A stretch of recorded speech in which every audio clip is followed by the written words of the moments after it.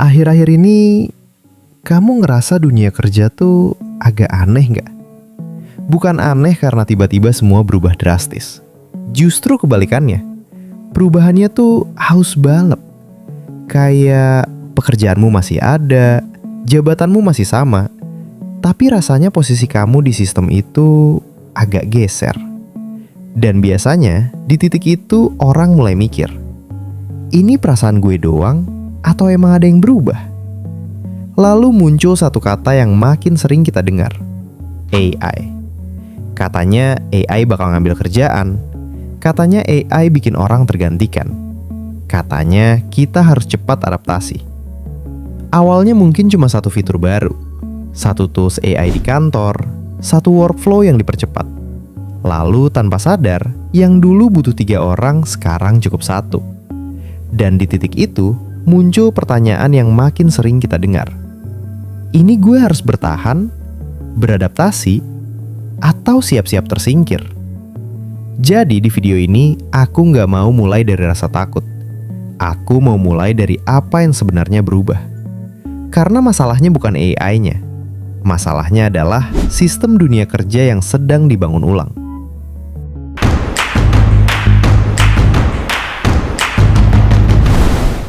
Kebanyakan dari kita ngebayangin AI itu kayak sesuatu yang besar.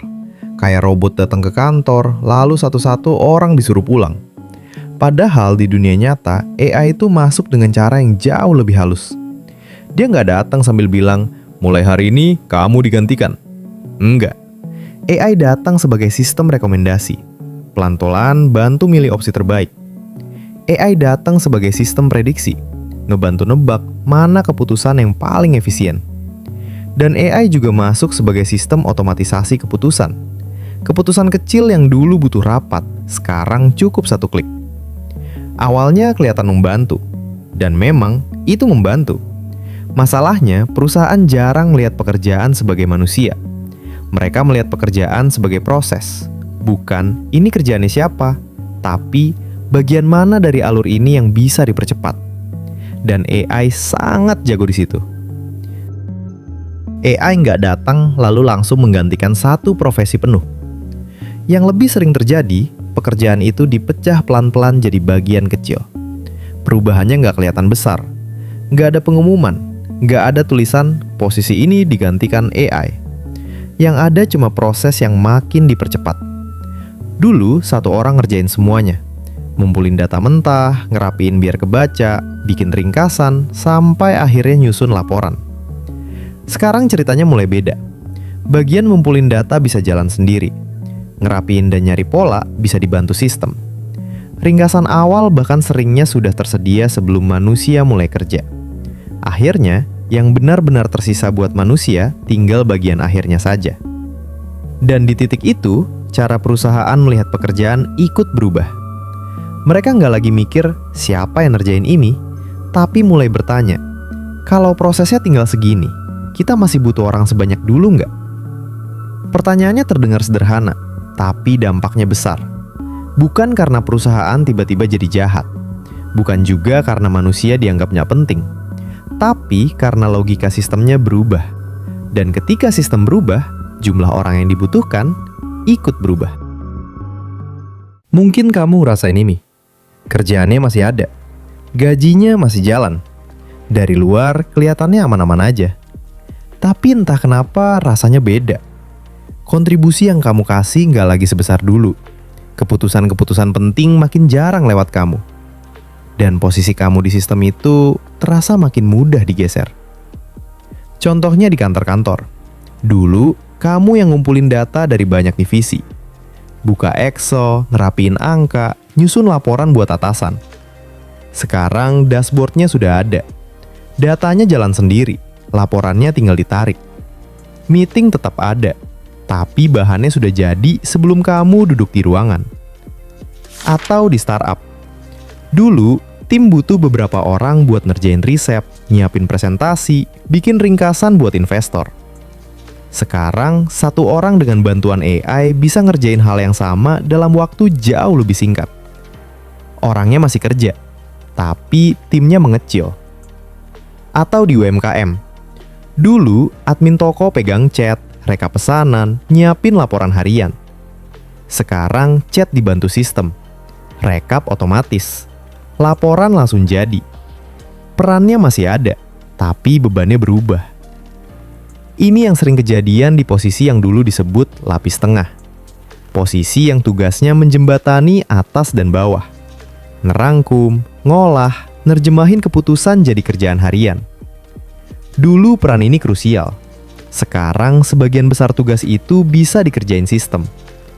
Dan disitulah banyak orang mulai ngerasa posisinya goyah, meskipun pekerjaannya belum benar-benar hilang.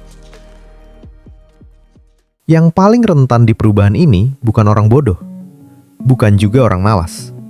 Yang paling rentan adalah orang yang kerjanya hanya mengikuti instruksi, tanpa pernah benar-benar ngerti kenapa tugas itu ada. Karena di titik itu, pekerjaanmu mudah ditiru sistem. AI sangat jago meniru hasil akhir. Dia bisa bikin laporan yang rapi. Dia bisa nyusun ringkasan yang kelihatan pintar. Tapi AI nggak peduli sama makna. Dia nggak peduli kenapa laporan itu penting. Dia nggak peduli siapa yang terdampak dari angka-angka itu. AI bisa ngasih rekomendasi, tapi dia nggak ikut bertanggung jawab kalau rekomendasinya salah. Dan disitulah bedanya. Manusia bukan sekedar penghasil output. Manusia masih dibutuhkan untuk memahami konteks, menimbang dampak, dan berani bilang, ini sebaiknya jangan dilakukan. Disitulah manusia masih punya tempat. Ini kesalahpahaman yang sering banget aku lihat. Banyak yang bilang, solusinya ya belajar AI. Kalimat itu nggak salah, tapi sering disederhanakan. Karena tools AI itu ganti terus. Hari ini A, besok B. Tahun depan bisa beda lagi. Kalau fokusnya cuma ngejar tools, kita bakal capek sendiri. Yang lebih penting itu bukan soal bisa pakai AI atau enggak, tapi soal kapan AI bisa dipercaya dan kapan harus diragukan. Ngerti cara ngarahin, ngerti cara nanya yang tepat, ngerti cara ngecek ulang hasilnya. Dan yang paling penting, ngerti cara gabungin output AI dengan intuisi manusia.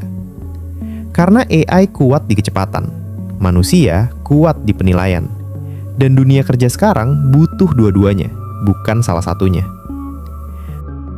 Jadi sekarang aku balik nanya ke kamu. Kalau dipikir-pikir mungkin bukan soal bertahan, beradaptasi, atau tersingkir. Pertanyaannya lebih sederhana. Sekarang ini, kamu ngerasa ada di bagian sistem yang mana? Karena AI sebenarnya nggak menghancurkan dunia kerja. Dia cuma bikin semuanya kelihatan lebih jelas. Kelihatan siapa yang benar-benar ngasih nilai, dan siapa yang selama ini cuma jadi penghubung. Dan perubahan ini mau nggak mau sedang berjalan. Kalau mau, ceritain di kolom komentar. Di tempat kerjamu sekarang, AI itu masih kerasa sebagai alat bantu atau sudah mulai jadi penentu? Kita ngobrol di sana. Dan kalau obrolan seperti ini relevan buat kamu, subscribe channel ini. Kita bakal terus bahas teknologi dan dampaknya ke hidup kita sehari-hari. Sampai ketemu di video berikutnya.